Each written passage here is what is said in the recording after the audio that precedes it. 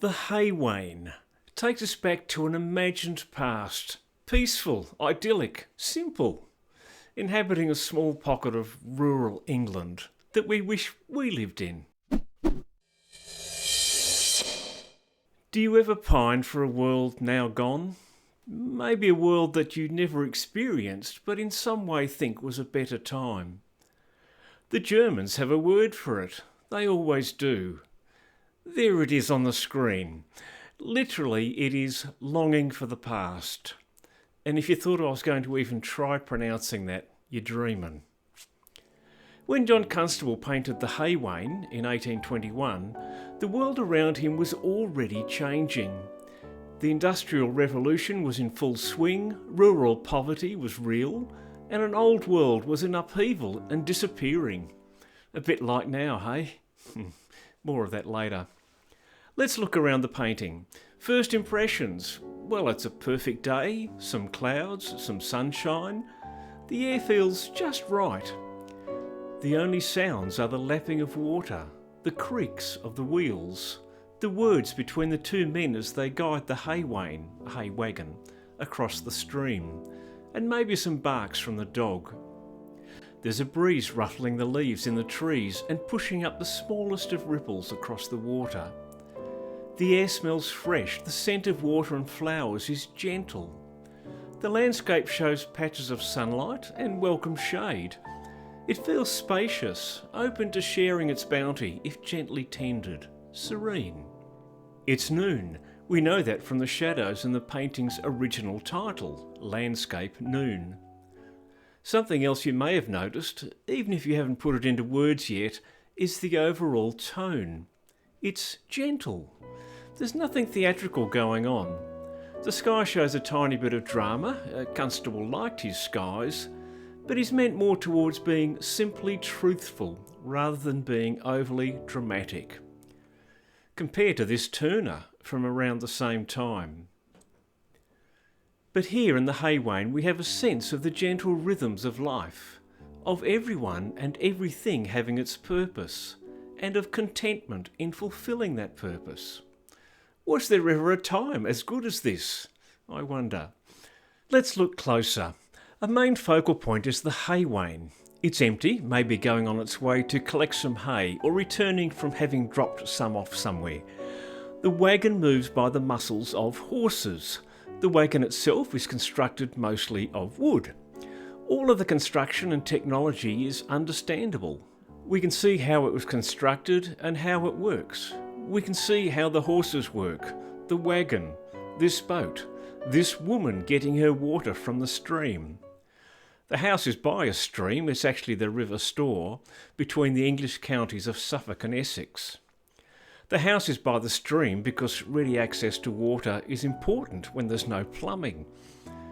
As both the men and the women demonstrate, living this simple life requires more physical work and time than would be needed in a time of modern machinery and technological convenience. But our scene feels honest, connected to the earth, grounded. Another thing you may have noticed is how the people and the wagon are set within the landscape. They are the focal point, but they don't dominate. In fact, if you cover up the main action of the wagon, the whole painting still hangs together very well as a landscape. Uncover them again, and you can see that the people and simple technology of the wagon belong here. They are not imposed upon the landscape, they are integrated with this serene world. Why do we love this painting? And rest assured, this is a beloved painting.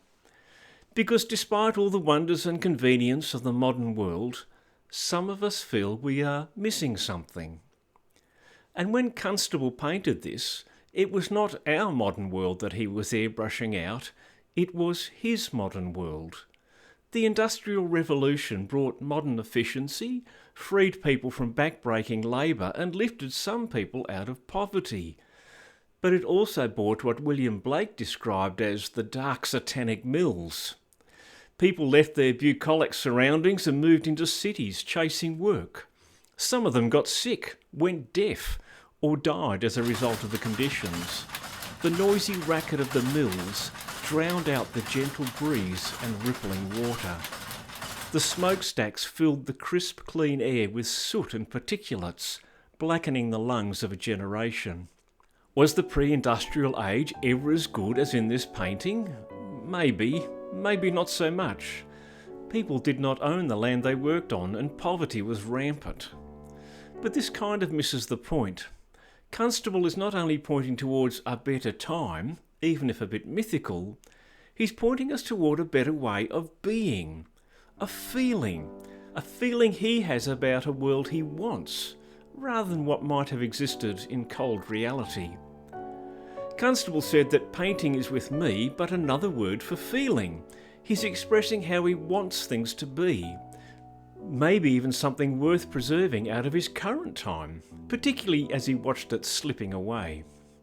What about our time?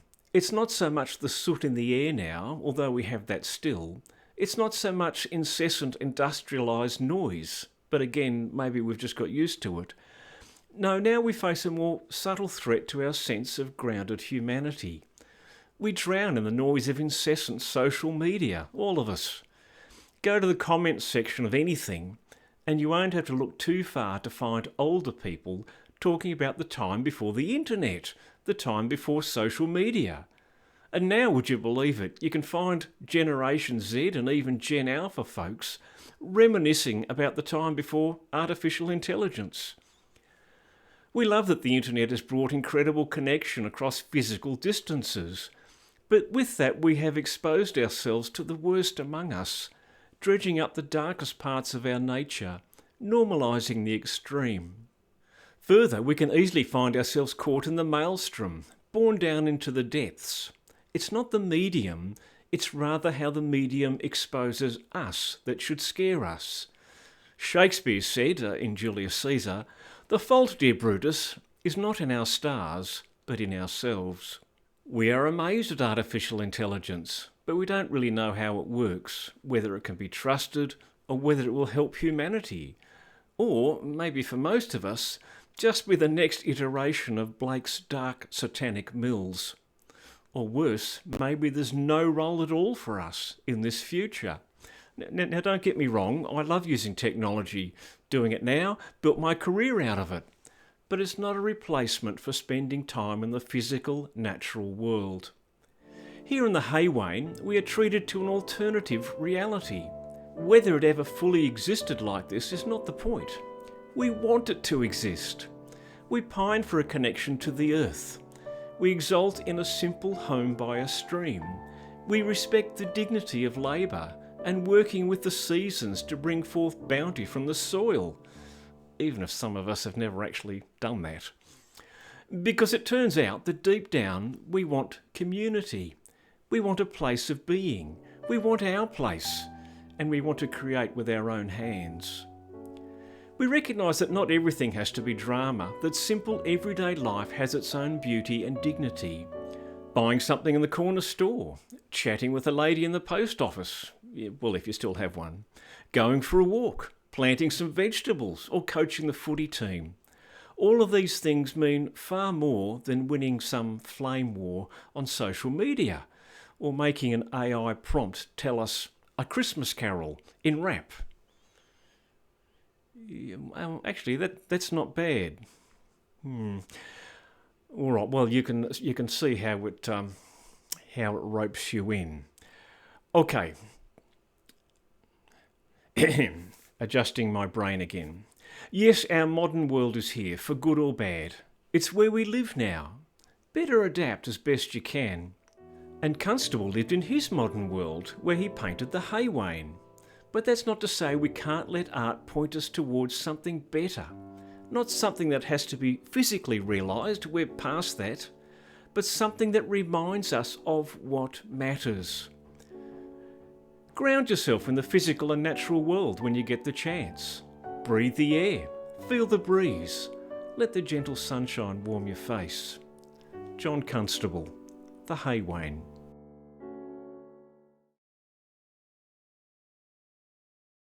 Well, I hope you enjoyed that, and it's kind of interesting to look at paintings because sometimes we paint what we want to be there rather than what's actually there.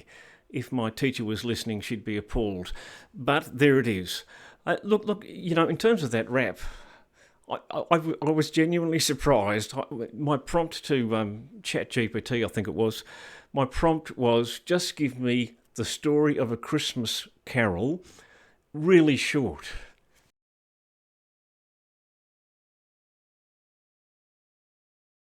Yo, Scrooge was cold with a heart of stone. Ghosts rolled up, showed him scenes he'd blown. Past, present, future put him on that track. He woke Christmas morn saying, Love's back. I'm really embarrassed now. Uh-oh. It's not so much the soot in the air now, although we have... Oh, goodness sake. Okay, start again.